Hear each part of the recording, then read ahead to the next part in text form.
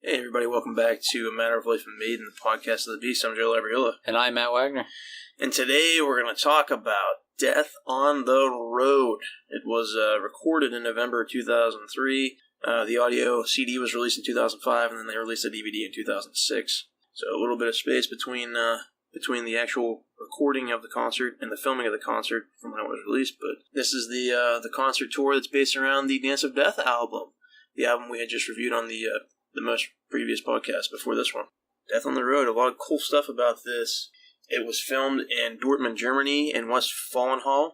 Really interesting that they chose that place to film it, because during World War II, Dortmund, Germany was heavily bombed, and it was actually destroyed. The Westfalenhall, the actual amphitheater, was destroyed in World War II, and they rebuilt it. So if you're thinking about death, and you hear Death on the Road, and you're thinking about Dance of Death, the album, there's a lot of death happening, at Westfalenhall in Dortmund, Germany in World War II. So kind of a fitting place for that. Yeah, one day we were talking about it, and I never made the connection between the fact that they filmed, the Death on the Road in Germany on purpose because of the Dance of Death, the plague, all that stuff you were mentioning. It actually meant something. The filming in Germany, it just didn't happen to pick Germany out of the hat. Exactly, and another thing I want to add to that was the actual, if you guys are familiar with any paintings by people or anything like that, there was a German artist named Michael Wohlgemuth, and he's from Nuremberg, Germany, and he painted this, and drew this sketch of the actual, his title of his picture is called Dance of Death, and he was German, from Nuremberg, like I said. So, it's pretty interesting that they chose this place. Like Matt was just saying, it's kind of fascinating that they chose Germany to film the Dance of Death tour, and we're going to talk about stage set and stuff like that, like we did with the Seventh Son tour that we discussed earlier, and we discussed a little bit of Rock in Rio, and we discussed Power Slave.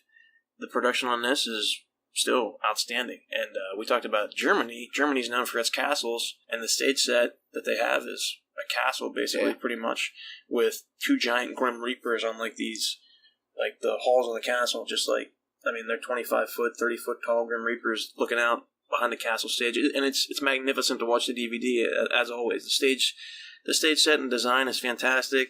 Nico's drum set is another. This is when he didn't do it too much on Rock in Rio or the Brave New World tour, but this is where he starts making his drums fit the theme of the album cover. He has the floor on the Dance of Death album cover on his shells around his toms, and then his bass drum cover is a person wearing a masquerade mask. So it's pretty cool if you look at it. If you're watching the concert.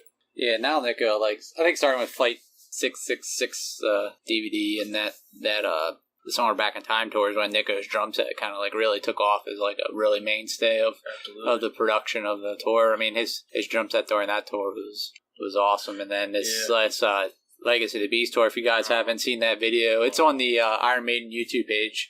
They go through his drum set. It's probably his best one ever. Like Matt just said, here it starts off kind of simple. He has some simplistic design from the album cover in his drum set.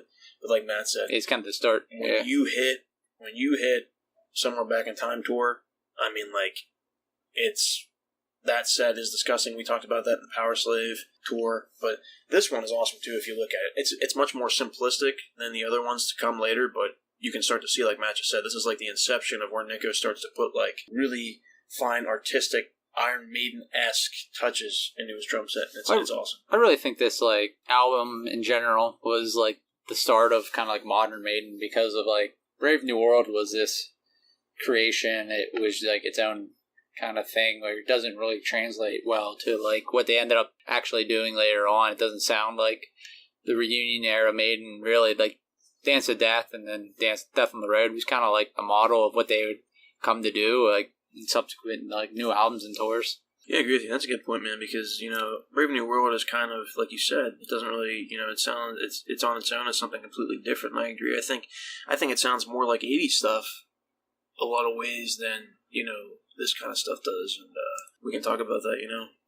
further as we go on, but what do you think about, the opening theme declamation, the operatic theme that was by some British composer to open Wildest Dreams? I mean, it's I mean, it's awesome. And I think it fits. The concert. Yeah. Personally, I kind of like the Arthur Spellworld. Yeah, I like the Rock and Rio one probably a little better, but other than that, out of all the kind of like the opening Maiden themes they do, I think for A Matter of Life and Death, they did Mars, the God of War theme, which is really cool. It's kind of that da-da-da-da, da-da-da-da. Yeah, it's definitely very. Yeah, that was really cool. It fit that concert really, really well too, which I think they have like a habit of doing, is picking like good opening themes here. I agree. What about the first track after Declamation? We start off with Wildest Dreams. Yeah, like Wildest Dreams isn't like my favorite song, but I think it's a good opener. I guess it's like a rocker. It's the first song you hear anyway, so it doesn't really matter if it's not like up the par. You don't want to like start with your best song and then it's like all downhill from there anyway. Yeah, I think we talked about this on Dance Death too, and it was like Wildest Dreams was like the. It's probably better live than it is it is on the. Yeah, by far. The album has more energy, and it's like it's one of those songs where you can just see the guys enjoy playing together. And I think they mentioned that in a couple interviews on the Death on the Road DVD extended interview. I think they talk about how it's just a song that they play because they enjoy playing together. And it's almost one of those songs like in the vein of like Wasted Years or something like that, where it's like it's about touring and it's about coming up with all those ideas and like being able to do what you want to do with your life, like being a rock star or being in like a huge band. And my favorite parts of the song live on the Death on the Road DVD are, like Matt said, the live performance is awesome. I love Adrian's solo in it, and I love the extended interlude he plays where he just holds a note and it's like and he's like keeps hammering. Like watching him do that live is awesome. We got to see that part when Bruce is like saying, I'm going to break away, and you hear like he's like playing in the back. That's awesome. That's my favorite part of the and it comes song. Back into the chorus. Yeah, I like to see like Maiden. They're not just like for the DVD. Obviously, they're having a good time, and you think like, hey, maybe they know they're recording a DVD, so they're like, making it look a lot better than they usually play. They're having more fun. They're just pretending, and it's like no, like they like that in like real life. Like that's what's so great about like these Iron Maiden concert DVDs, because they captured like what it's really like to be at a show. It's not like there's no like magic production to make it look better than it really is. Like it's that good if you're like really there. Absolutely, and it's like. He does a really good job of capturing that energy. I guess like Steve, some people like complain about Steve's like camera work and whatever, but I think it adds to it, adds the energy. Absolutely, and like you said, man, like we've been fortunate enough to. I know we're gonna talk. I'm just gonna talk about it a little bit here. We went to see the Final Frontier World Tour. It was a North American tour. They haven't even released the album yet, so really they only played one song from the album. We got to see more of a history tour that was based on Brave New World, Dance of Death, and The Matter of Life and Death. I think they played like 3 or 4 songs from Brave New World, three songs from Dance of Death, and like 2 songs from A Matter of Life and Death. So we got to see like all this other stuff, which was awesome. And like Matt said, it really takes you away to that, and they really do enjoy being up there and doing this stuff for their fans. So it's kind of like Iron Maiden has that formula of like they start the concert with like the first song of their album typically, and that's like with you had Wicker Man for Brave New World, and then you have this with Wildest Dreams. So it's kind of like a staple of their other set to open and like with that quick rocker, and that's what this is. Yeah. What about Wrathchild? Something from our Jurassic period. Yeah, I mean it's. I kind of sick of Wrathchild. Yeah, same. We always say the same thing about Wrathchild, but it's cool that the plus side of it is it's the second song on the DVD, so you're not like they don't go into like Hallowed Be Thy Name in the Wrathchild, then it's like really disappointing. So it's still like you can still see the crowd still excited that they're actually like seeing Maiden. So that's a positive I can say about it. Same thing with Wrathchild. The next song, Can I Play With Madness? Adrian with the backup vocals there. Another song that it's better live, but like Matt just said, it's I don't know. Like a negative thing I can say about like this is that I guess Bruce had laryngitis during this tour, like before, and they had to cancel some shows, and you could kind of hear in his voice when he's singing the "Can I Play With Madness" chorus that he's not quite himself. It's not because he's like older than he used to be or anything. It's just that he had that laryngitis and his vocals aren't fully recovered yet. Yeah. And you can kind of hear, like, when he tries to hit that real high chorus and Can't Play Madness, he can't quite do it. Yeah, I agree with you. And another thing that I was just going to say that before you touched on that, that really, lets me shed light on it a little bit more. I had just watched Death on the Road recently before the podcast, and I watched it like a couple weeks before that as well. So I've seen it twice recently. I think on this particular DVD release, there's really more energy and passion in the newer stuff that they play on this DVD. than there is with like the older stuff. Because when I watch it, you know, Wildest Dreams, they come out like everybody's on fire, then they get to like Rat Child, and it's like really quick, and they just transition to Can't Play with Madness, and it's really quick. Mm-hmm. And then even the next song is The Trooper, and Bruce, like they said, laryngitis. I don't know what happened. He doesn't even wear the Trooper costume in this. He just has the flag. He doesn't even dress up all the way. So it's kind of like they're really focusing on these Dance of Death theme songs over the other stuff. Not to say that the other stuff isn't bad. I mean, isn't good. Excuse me, but Wildest Dreams is like amazing to see it live. I think they're really just passionate right now to play the newer stuff. It's really what they, on this DVD, it showcases that. Where on Brave New World, like Rock and Rio, they were just passionate to be a band again. Like, they were passionate to be together again. And now that they're back together, they're really focusing on this newer stuff and letting people, like, deliver on the newer stuff on this DVD. The other stuff, the older stuff is great, it's good, but it doesn't. For me, watching it personally, I think when they play the 6 songs from Dance of Death, there's probably twice as much energy in those songs as there is the classic stuff. Yeah, I agree. I think that's kind of like how they are, like, almost all the time now, is that they really like the new stuff, because that's, you know, what they made as a band as they are now, because, you know, like some of these songs Janik wasn't part of. Not that Janik obviously puts all the energy into the older stuff, just like he does the newer stuff, but you could tell, like, they like making new music, and that stuff's a lot fresher, it's a lot newer, and they probably enjoy playing it more. Yeah. Like I said, I mean, what do you think about the Trooper, man? I mean, same sentiment as I said there with like I hate to compare this to Rock and Rio, but like if you're comparing the Trooper from Rock and Rio to the Trooper on Death on the Road, the Trooper from Rock and Rio destroys compared to this. I think one of the problems is I think they play too early in the show. Like the Trooper needs to be like halfway through the show, maybe like a little bit more, because that kind of like re-energizes the audience. You know, like you play.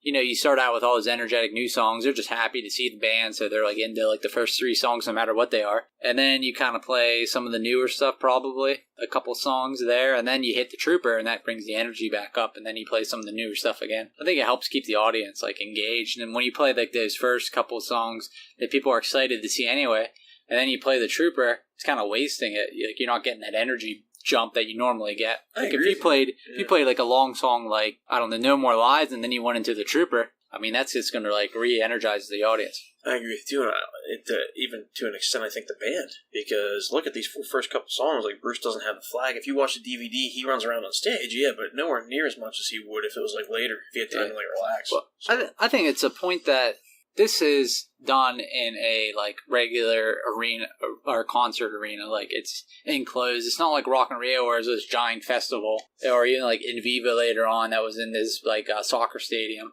This is kind of like an enclosed arena, so like it has a different feel. It's a more intimate feeling to the whole concert. Westfalen Hall. Yeah, another thing about Westfalen Hall that I forgot to mention earlier when we talked about it is they actually used Westfalen Hall in the olden days too, like in earlier centuries for like masquerade balls and stuff. So I think that's pretty cool that like now that you mentioned it at the studios that they chose this, and the Dance of Death is like a masquerade dance, which is it's no accident that awesome. They ended up doing the concert in Germany and Westfalen.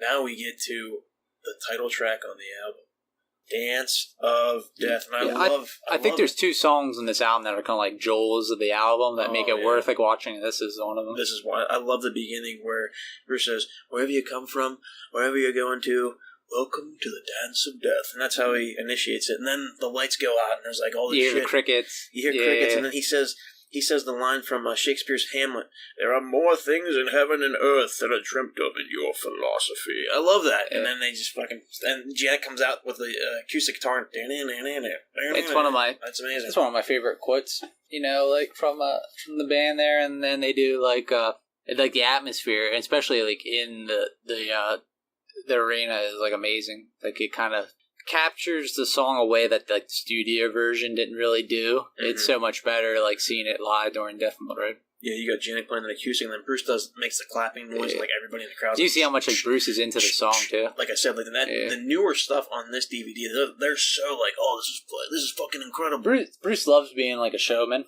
Yeah. And this is just like right up his alley of like what he likes to do. Like he likes the theatrics. He likes being a showman. And when he likes storytelling. This is everything like rolled in the one that he likes. And his performance in this is fucking incredible. Yeah. He comes out with a red like cape on with a masquerade mask early on, And then let me tell you a story. It's amazing. To chill and another the thing about this, man, when I was watching it, I was like, why the fuck didn't they use the backdrop that they used for the concert as the album cover? Yeah. It's like a painting of the album cover, and it looks fucking 10 times better than that digital shit that they use for the album cover. Yeah, like, I'm not going back into discussing the album cover because I'll get mad. Another highlights of this song are, I mean, Adrian has the whole, first the whole song's a highlight. Adrian's solo is fucking sickening. Even Janix is one of his best. Davies is great. I mean, this is along later on when they play Passchendaele. Like all three of those solos are like great. They're all great on this too. I mean, Adrian's Davies. Janix is the longest. He has like a really long solo on this one, but it's like Matt said, one of his best because of that. Like it's actually one of his best solos. There's a sweet interlude part where they're like all playing the guitars together. Steve and Janik are like jumping around at the end of the song, which is awesome. The part where it's like, lying in your sleep when you're lying in your bed, like Steve and Jan are jumping. It kind of reminds me of like, it reminds me a little bit of like Fear of the Dark, but like an improved version of Fear of the Dark. Oh yeah. Not like this. Not saying like I know people like the classic songs. Dude, like this song destroys Fear of the Dark. I know. I'm not trying to upset people, but yeah, it is better. It's better than Fear of the Dark, but I wish they would. We got to see this song when they did the Final Frontier tour. Amazing. And it was like one of the highlights of the whole show. I think it might have been like my favorite song they performed out of like the newer stuff that we saw live. Like it was really that that good. I agree with you. When we saw that tour, that was probably one of my favorites. And it, like just saying the theatrics way Bruce dresses. Not only does he wear the fucking masquerade mask and a cape, then like halfway through the song he comes out in like a fucking Grim Reaper fucking outfit. And I love on Death on the Road at the end, he's like, he puts his hood down, like the Grim Reaper hood, and he's like, and I'll never go dancing no more. And he flips it above his head, and he's like, will I dance with the dead? And he just like sinks down to the ground, and the lights go out. It's fucking I think it starts kind of like Iron Maiden's taken that kind of production and performance and theatrics, and they've added it onto like other songs and shows that they've done. And I think recently on the Legacy of the Beast tour, there's a lot of like stuff that they took, like Dance to Death was like the first song they kind of did some of that stuff with, and they kind of like, you could kind of see with Dance to Death and Death on the Road that, like I said, it was the foundation for what the band is going to become like later on as the new band. Yeah, as like the reunion band, as the the band that we know them as now.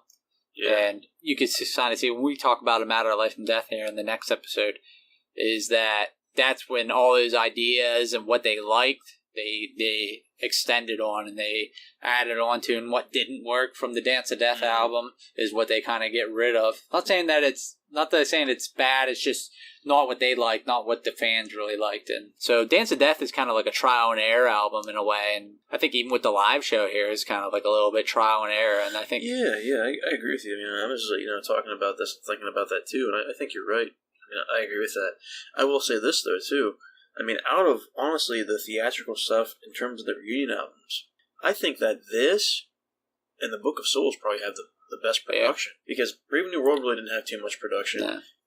And even the Final Frontier, like when they sing the songs from the Final Frontier, there's really nothing special that Bruce dresses up in to come out to do that. Yeah, in the Matter of Life and Death tour, they really didn't do a whole lot special there either. So this and Book of Souls, and if you think about the theme behind it too, though, there's a lot more substance here than like the Final Frontier. You're making like a derelict space station. Yeah. It's what's Bruce gonna come out dressed up as? It's like, what do you? Yeah, they haven't done like concept albums, but they do thematic albums. Mm-hmm. And like the theme of this is kind of like that Dance of Death, that kind of darker, that darker feeling. And then Matter of Life and Death is like a war, and then Final Frontier is like a space thing, and then Book of Souls is kind of like a, I don't know. I guess it is like Mind History, the End of the World. It's a throwback to Power Slave almost. Yeah. It's basically. I think when they were going to release the album, it was like, people were saying, "Oh, it's Power Slave Part 2." Like it kind of is, But not that it's like up there with Power Slave as being like as good as that was, but just kind of like in the feeling, the thematic side of it. Yeah. After Dance of Death, they go right into Rainmaker, which is awesome live. I think it works live. All that blue, like the blue lights, and it's awesome. The intro has like that rain falling. It's awesome, and I love Davey's fucking solo, and it's sickening. Davey never. Not that he like always writes the best songs or his songs are like the best on the album, but his solos are always like really interesting. Especially like his it seems like the song that's like his on the album usually has like his best solo on it. Like later on, we talk about Matter of Death, like the Reincarnation Benjamin Brigg is like, oh my God. That solo is like, yeah, it might be his best since the reunion. It's right up there with his best all time. And it seemed like this Rainmaker, this solo and his too is like, Davey he just has a way of capturing like emotions and feelings and that kind of like vibe in a solo. You know, it's not like that Rainmaker solo, you just can't like take that and plan it into a different song and it still works. Like it just works in Rainmaker. Absolutely. He does like you said, he does a great job of capturing the essence of the song, like tying everything together with that solo. Like his solos, like usually, like Matt said, when Davey does like a standalone solo on a song that he writes, his solo is like the apex of the entire song. Yeah, it's something like special. Perfect. Yeah, it's perfect. He puts that little bit extra work into it.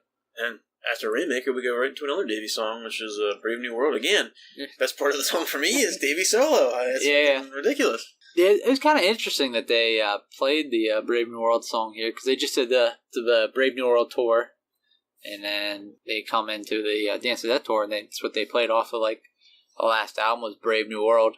I thought maybe they'd play, like, Wicker Man or something like that was more popular during that tour, but I love Brave New World, too.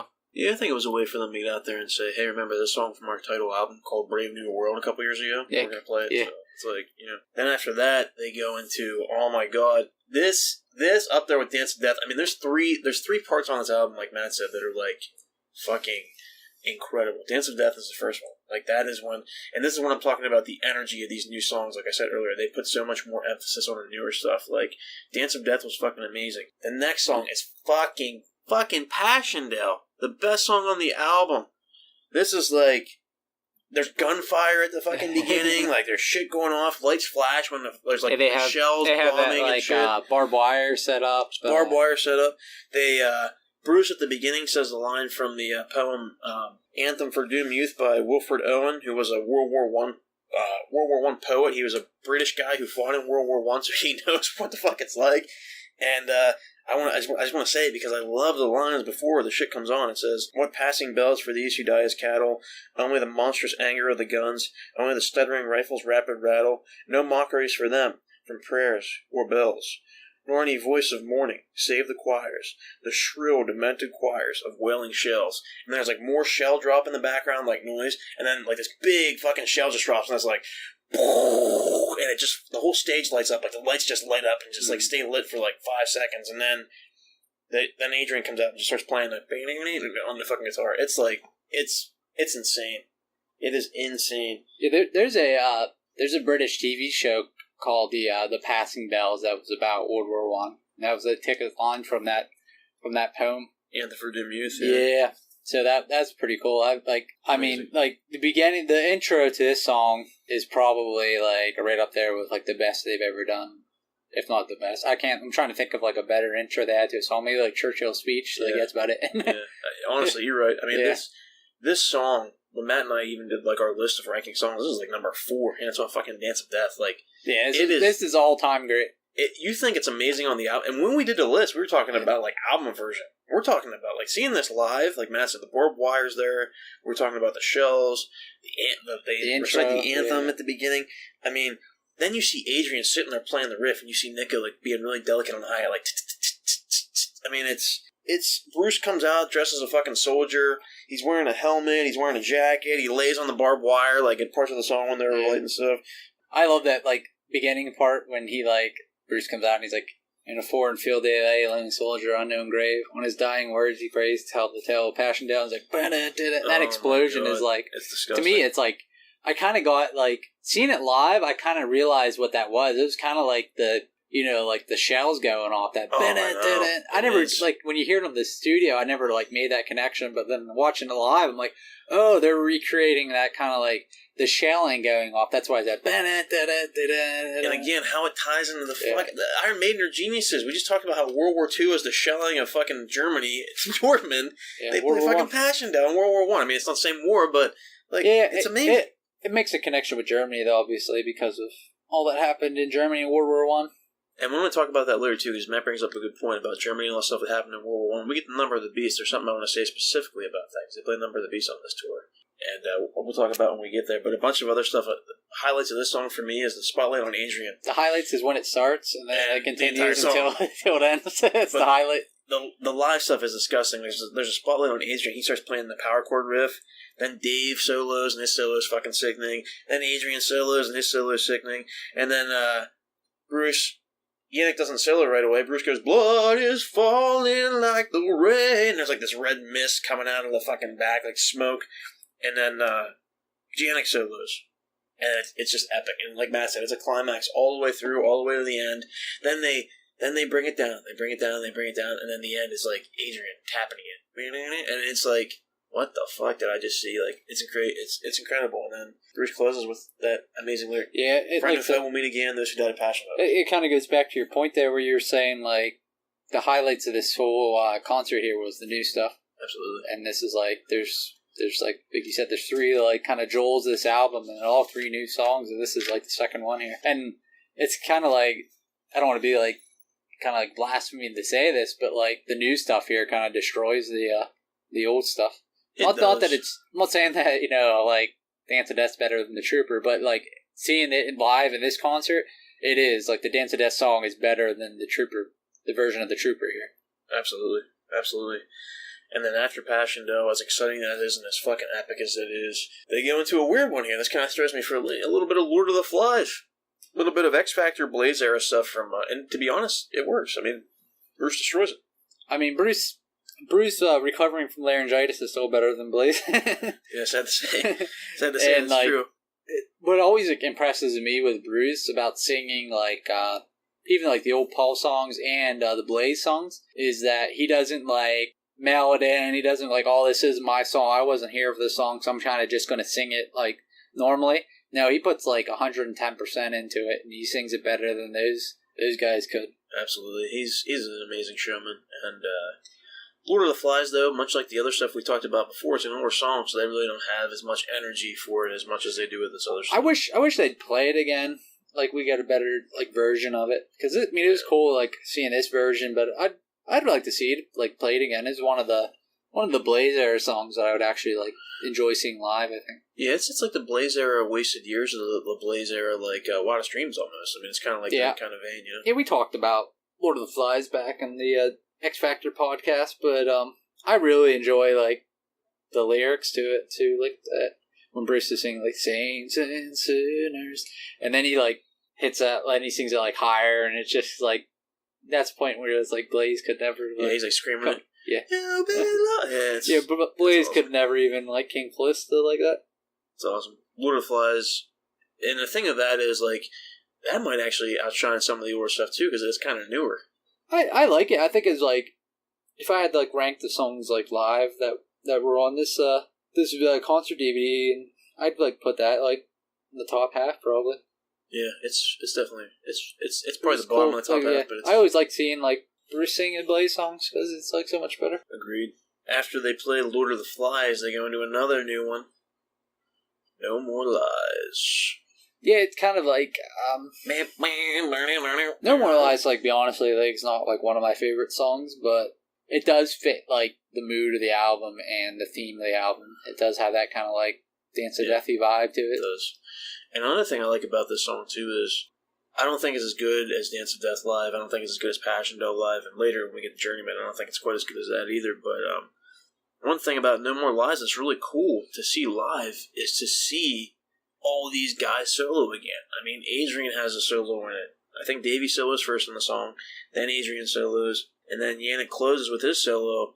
And I think this album, like up to this point in time, Dance of Death, maybe we kind of glossed over this on the album, I don't know if we did or not, but to actually see it on Death on the Road's cool because that's 3 songs in a row now. Well, not in a row, but you have Dance of Death, you have Passchendaele, and you have No More Lies where every single guitarist in the band has a solo. I thought that was kind of funny because I watched an interview where they're like, who do you guys decide who solos or not? You guys like have to fight each other? You pull straws or what? And they're like, oh no, we compromise. And it's like, well, you don't have to compromise if everybody has a solo. Yeah. So it's like, it's pretty cool to see that. Like, and they all really complement each other too because Adrian kind of has like a different style of soloing than Dave does, and Dave has a different style than Janik. So it's kind of like it's not like you're kind of getting these like kind of same-ish guitar solos. They're all like really unique and different from each other. Yeah, and I think live, that's probably the highlight of the song for me is the solo part, because it lacks that kind of theatrical component. I think that kind of, those 3 solos really bring up. No More Lies is like, even though it is like one of Steve's like quote unquote epics, it doesn't really, compare to his other ones that he will end up writing, in the next couple studio albums. They're kind of like, I don't know. It doesn't live up to what he's accustomed to writing recently.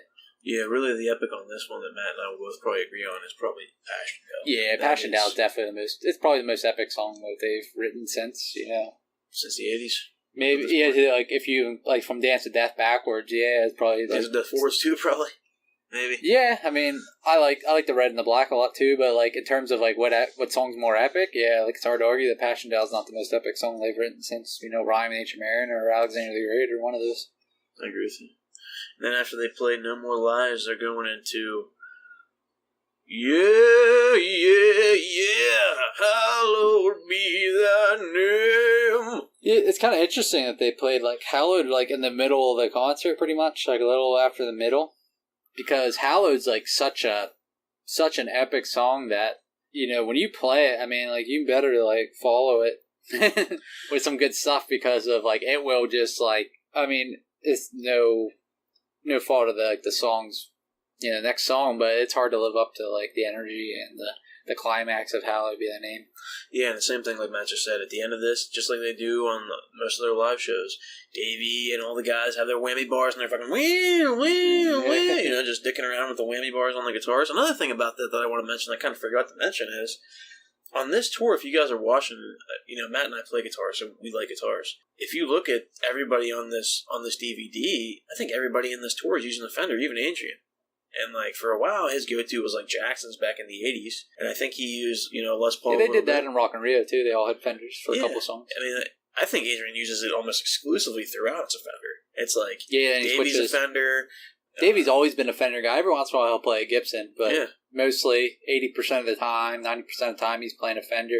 And I think Janik, I think almost always plays Fender, right? Strat, I think he has that one with like the scratches on it, like on the thing. He said the guy from Deep Purple, Ian Gillan, gave it to him.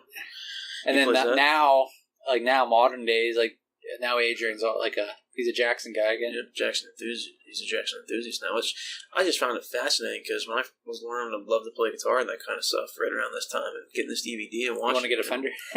You want to get I mean, to this day, I still don't own a Fender Stratocaster. I have a Jackson. I've had a couple Ibanez's in my lifetime. Yeah, I kind of figure like being a guitar player that eventually like I'll get a Fender. Kind of seems to be like the go-to. Yeah, like it's like a real Fender, not like a Mexican ripoff, but like an American Strat. American Strat. Yeah, now that Epiphone and Gibson are going out of business, it's like the only other company that's good. But you're right, man. I mean, and that was just something I noticed, like watching it, because Adrian was always exclusively playing other stuff, and I just found it cool that they all played Fenders. It was kind of, it gave like I think it added to the theatrical component a little bit, because like all the guys were playing the same guitar. Yeah, it was kind of cool, I thought that was neat. But Hallowed Be Thy Name, like Mal was saying, you had better follow it something good because it is awesome and they do the stuff together. And that's why it's such a good closer, is because of it sends everybody home happy. Like, oh man, you got to see a Hallowed. You're not like, oh man, that was a sucky ending. I was expecting something more. It's like, well, I got to see Hallowed Be Thy Name. Like, you go home happy, but they haven't closed with Hallowed in a long time. I don't think. Somewhere back in time. When was the last time? 10 years ago. Yeah, so it's interesting. The next song, Fear of the Dark. And I like Bruce's little quip at the beginning of this. He says, I said, Doctor, I don't like white lights. And he says, why not? And I says, Fear the Dark. And then they fucking play the song. And it was kind of funny. I was like, what the fuck does that even mean? But like, it's cool to if you would like white lights if you're afraid of the dark there, right? You would think. But like, unless he means like walking down the street and there's like lights and it's dark. I mean, I don't know. I just thought it was funny. But I watched it recently and I just laughed because I was like, what the fuck is Bruce talking about? And actually, like, we kind of like bashed on Fear of the Dark a little bit in the past and here like earlier, but I think it fits like this kind of set a lot because of like how dark it is in the arena and the mood and the atmosphere and it being the Dance of Death, tour. I think Fear of the Dark actually works. Yeah, I agree with you. It works more than, the modern stuff that we've been seeing. Like, there's a lot of times like, well, we wish they wouldn't play Fear of the Dark so much, but in this set, it actually like makes sense. Yeah. Like in contrast, for instance, just to contrast it, we talked about on the Seventh Son podcast part 2, when we saw Made in England. They played Fear the Dark on that tour, and for us, it didn't gel with that. It didn't gel with the Seventh Son clairvoyance premonition kind of thing going on. But with this, like Matt said, I mean, it fits into the stage set, the concept of the album, the theme of the album, pretty well. So. Actually, I think this might be one of the better performances of it, because you get that vibe from the castles and the Reapers and all that kind of stuff like that. Yeah, as I said, and it's an intimate arena, like you can really feel the atmosphere. Probably one of the best live performances that was filmed of Fear of the Dark that they've probably ever done. And then after Fear of the Dark, they go into Iron Maiden. Scream for me, Dortmund! Scream for me, Dortmund! Yeah, it's a good version of the song. It's not my favorite, but... Yeah, there's a couple things about this too, man. Go ahead. I just want to kind of add some stuff. Why isn't it your favorite? I don't know, like, it's hard because we just did Rock in Rio, 2 episodes ago. And Rock in Rio is, I think it's, yours and my favorite live concert, DVD, recording, Absolutely. Everything down the line. It's our favorite. So that version of Iron Maiden is, awesome. And this one's kind of a step down from that, I think. I think a lot of the stuff on this DVD, not to go comparing it to Rock in Rio, is a step down from Rock in Rio. Other than the new stuff, exactly. I think that's where this concert shines. We keep saying. Yep, and I was just going to touch on that. And you pretty much, I wanted to hear what you had to say first, but the same thing. Even when they play the song Iron Maiden, they have a big, huge Eddie come up behind Nico. That's a Grim Reaper, and he has a finger that's pointing at the crowd back and forth. And he has red eyes, and he has a scythe in his hand. But there's no walk-on Eddie for Iron Maiden in this song. They don't do that. They do that later. They do it on Number of the Beast. They have the walk-on Grim Reaper Eddie, which I'll talk about later when we get to that song. But, it's cool to see them sitting there playing and stuff, but there's no, Rock in Rio, they had that huge Wicker Man statue with the Wicker Virgins and all that kind of cool shit. This is, that huge Eddie, the Reaper Eddie's awesome. But let's be honest, too, if we're talking about Eddies, the Grim Reaper Eddie is basically just Eddie with a cloak on and a sickle.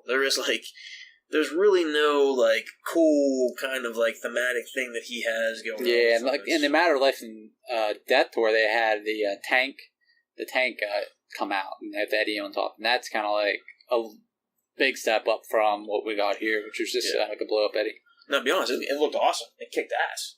It looked kick-ass. But in terms of, what I think is cool, though, is, after the song, when his eyes are still lit up, and it's cool. that part's cool. I was going to say that as well. That part there was... Jumping ahead to the end. Cool. But yeah. And that was cool. That was really cool. But when we say a step down from Rock and Rio, we're not saying, it's fucking worlds apart. We're just saying it's, not as good. Yeah, I'm not saying it sucks. It's just Rock and Rio is, a 10 out of 10, and this is, a 9. Exactly. It's a 9 out of 10 versus a 10 out of 10. That's pretty much what it is. And then after they play Iron Maiden, this is my third jewel of the whole concert for me. They play Journeyman, which I love. And it's really cool. They come out from usually they come out for their encore. They play Number of the Beast, or they play Aces High, or they play Moonchild. That's what they played recently. Yep. And here they play Journeyman, which is kind of interesting because they just come out and they sit down and they play a song. It's kind of Bruce has a towel wrapped around him. He has a cup of water in his hand, and it's just it's awesome. It's a real nice shake up from what you get from them normally. And I agree with you. I think I listened to this concert on on Spotify, just listening to the audio, and I think Journeyman's probably my favorite song to sit there and listen to without watching the concert. Yeah, it's a standalone piece. I have to agree. I think I love the way Bruce talks too.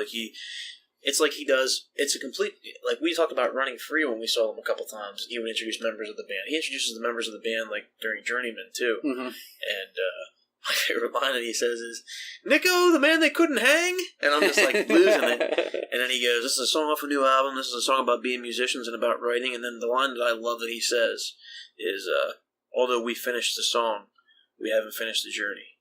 The song's called Journeyman, and then they start playing it, and it's wow. Yeah, the atmosphere, because not many pure metal bands can kind of pull off that kind of acoustic song vibe to it, and they could pull it off perfectly. And the way Bruce, we talked about earlier, where Bruce was getting people involved with the crowd. when he's like throwing his hands up in the air, like, oh. I also think it's like vocally Bruce's best performance. I think too on the album. Oh yeah. On the album, on the concert, I mean it's awesome. And then I love the part 2 at the end where he says, "And no one can take it away." Yeah.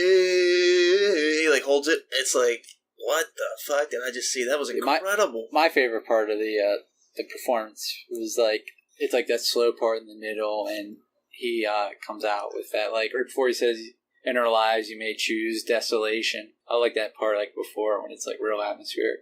I think, like, yeah, like, it's, besides, like, maybe, like, watching the DVD, besides, like, Passchendaele, it's probably my favorite one to watch. And you can see, like, the whole crowd singing along, like, and the song, like, you don't appreciate the song. Like, on the album, you might gloss over it, because, like, if you're a metalhead, like, I know when I first listened to Dance of Death, like I said, when Matt played Hallowed Be Thy Name for me in the car, I was bringing him home one day. I came home and downloaded everything. I got the Journeyman, and I was like, acoustic. I was like, skipped it. When you're younger, it's kind of like, we were like, 20 or whatever, we were in like full, like, heavy metal mode, we want metal, we want loud guitars, we want, like, fast music. And then you get a little older, and it's like, Journeyman becomes, like, one of your favorite songs. And it's, like Matt just said, like, the way he sings that, the album version is incredible. I think it was, like, my second favorite, but, like, hearing it live on this, like you said. I think live it's even better. The atmosphere, the guitars, I mean, everything's just, like, that much better. Never got to see Journeyman live. I'd love to see it. It's one of the reunion songs that I'd love to see. I'm not sure they ever will, but, like, I thought they would never play, For the Greater Good of God again, and they did that, and they played Romulan Mariners, Seventh Son of the Seventh. I mean, just out of the new stuff, they played Ghost of the Navigator again, like stuff like that. Yeah, it's a beautiful song. I mean, honestly, I have no other word to describe it. Like, the way it sounds, the way Bruce sings it, the way the music sounds, the way the lyrics are constructed, it's beautiful. Like, it is a beautiful song to listen to. And, like, if you listen to it, it really sits there and makes you think about stuff. Yeah, the lyrics. It really does. The lyrics are great. It'd be real easy to, like, turn into, like, a real cheesy song or something like that, but it doesn't. They really hold it together. And it kind of echoes back to the Wildest Dreams thing, because, like, I love how they do Wildest Dreams in the beginning, talk about how they love playing together, and then they come to this, and it's like, wow, you guys really do love playing together. This is amazing. And they actually, I don't know if we talked about this on the album or not, but they actually recorded an electric version of this, too, that was, like, heavier. You can actually find it on YouTube somewhere. Yeah, it was a B-side. Yeah, it was a B-side. It's one of the albums. It's kind of cool, yeah. But I like the studio version a little better, but, like, the electric version, like, works, too. They could have done either one, really. Yeah. They could have done the other one, but I personally think it's cool. It's cool that the fact that it's like the only fully acoustic Iron Maiden song, and it's amazing. And then after Journeyman, they go into the Number of the Beast. Yeah, I mean, Number of the Beast kind of like a staple of their like live show recently, and I can't remember the last time they didn't play Number of the Beast. Probably. I don't know. I can't think of 1982. Yeah, it's been played like it's right up there with 81. Iron Maiden is like on every show. It's probably the only 2 songs they play like every single show and concert, and it never like disappoints really. And I love how Davey has like a couple different solos you can throw out for this song, being like, and they're all like kind of like signature in his own way. There's that one solo where he'll like hold the note for like 10 seconds. It seems like just like a scream. It almost feels like a scream of horror, and then like he has like another solo too, and it's an amazing song. Yeah, the little hints and the does he does to change the solos up is And sometimes they have like they have like the Grim Reaper or the not the Grim Reaper, the like devil statue come up, and sometimes they have the flames, and sometimes they have like the album cover background. They mix up the song a lot. Yeah, and they had the album cover background on this, and like I said earlier, they had Eddie come out on this one too, which was kind of cool for this song. They had Grim Reaper Eddie come out, and he looked almost exactly like the one behind Nico when they played Iron Maiden, the big one, except he didn't have a scythe in his hand, and he had glowing red eyes too. Like, he has glowing red eyes, and he comes out, Janik is fighting him with his guitar, and he's out there walking around, and it's just... Yeah, I don't have a problem with, like, the Grim Reaper Eddie. It's just, like, that album cover, like, sucked it. It was so, like... Yeah. That's so CGI. Bad. Like, I wish they would have just had, like, a painted Grim Reaper Eddie. That would have been awesome. Yeah, like the backdrop they used for Dance of Death. Yeah. It looks 10 times just use better. that. Yeah, just use it, reissue it with that. And then they close, much like they did with Rock and Rio, with Run to the Hills. So... Yeah, I mean, I don't have a problem with Run to the Hills, but the fact that they we haven't talked about this, but this is the only time they released like live DVDs for back-to-back albums. They did Rock in Rio. They had a lot of success with that. It sold a lot. And then they did Dance to Death right after that. So that was the first time they've done that. They haven't done it since because they didn't do one for Matter of Life and Death. They did one for Final Frontier, and then they didn't do one for Book of Souls.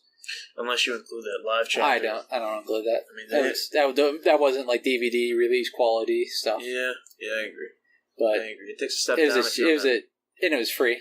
It was kind of like a cheap way of doing like a live video. It's better than nothing though. I'm not like saying like I don't enjoy it, but it was interesting that they took the risk to do live DVDs on back-to-back albums. And I don't think Dance to Death sold as well as Rock in Rio did, but I just thought I'd mention that. It was interesting. Yeah, and that's pretty much it. I mean, they close, and one of my favorite things with the closing of it is after they play Run of the Hills, everybody throws their like bandages, like the armbands and the wristbands off, and Nick goes throwing his drumsticks and his drum covers or whatever, and he almost clocks Steve in the head with like a drumstick, and he walks over and he like taps him, and then everybody else like exits the stage. And then Nico's still out there, like, looking around, like, throwing shit, talking. Nico is behind that big drum set. Mm-hmm. He doesn't get to interact with the crowd like everybody else in the band. He doesn't get a wave. He doesn't, get all that kind of stuff. So, at, like, the end of shows, usually the band will all leave the stage, and Nico will be out there by himself, and he'll toss stuff in the crowd. Yeah. It's kind of their way of being, like, Nico sacrifices himself to stay behind that drum set. He doesn't get the adulation of the crowd. He doesn't get to play around. Yeah. And, at the end of the show, like, he gets the stage. It's all his. And then they all come back on again. Yeah, and it's cool. And then, like, before Nick leaves, there's, like, a shoe on the stage and Death on the Road, and he picks it up. And he, like, sniffs it and makes, like, a weird face. And then he just smiles and, like, runs off the stage. It's funny because, like, great. Nico never gets to really interact with the crowd. And, like, he has, like, he probably has, like, the most charisma in the band besides, Bruce or maybe Janet. And it's kind of interesting that he, like, he's a really funny, like, guy. And, like, seeing him in interviews, he's, like, he's a riot. He's great. He's great. He's like one of my favorite members of the band to watch. Like when he does his drum videos on the internet or whatever, he's hilarious. He's a great guy. Great personality. Great all around guy. Well, I mean that's Death on the Road, the concert. Let's talk about the album sleeve. About 1,000 times better. More superior than that piece of crap Dance of Death. Sorry guys, sorry Maiden, but really, what were you guys thinking? I mean, that was bad. It's probably better. Like it's right up there with Rock in Rio. I don't know, like because it's like kind of a classic Maiden cover. It might be like a little more better than because Rock in Rio they use like the stage. Yeah, they use the stage and actual pictures. But I mean, I think it's one of the better. I do too. Covers they've used. Yeah, I think it's up there with Live After Death. I mean, I'm not saying it's as great as that, but it's classic. Yeah, it's classic looking. I like it. A classic vibe. This one's done by Melvin Grant. He did Fear of the Dark, Virtual 11 album. He'll do the Final Frontier later, the From Here to Eternity compilation, and he does the single of the Reincarnation of Benjamin Brigg, which we'll talk about when we get to Matter of Life and Death. So he's the second most used artist besides Derek Riggs that the band utilizes. Not to jump ahead, but Benny Brigg is probably like one of the best covers they've ever done. Oh, it's incredible. It's so reminiscent of Live After Death, it's disgusting, and it's like just as good, if not like better than that. Yeah, I mean, that was like when they released that. Well, we'll talk about the next episode. Amazing. Yeah.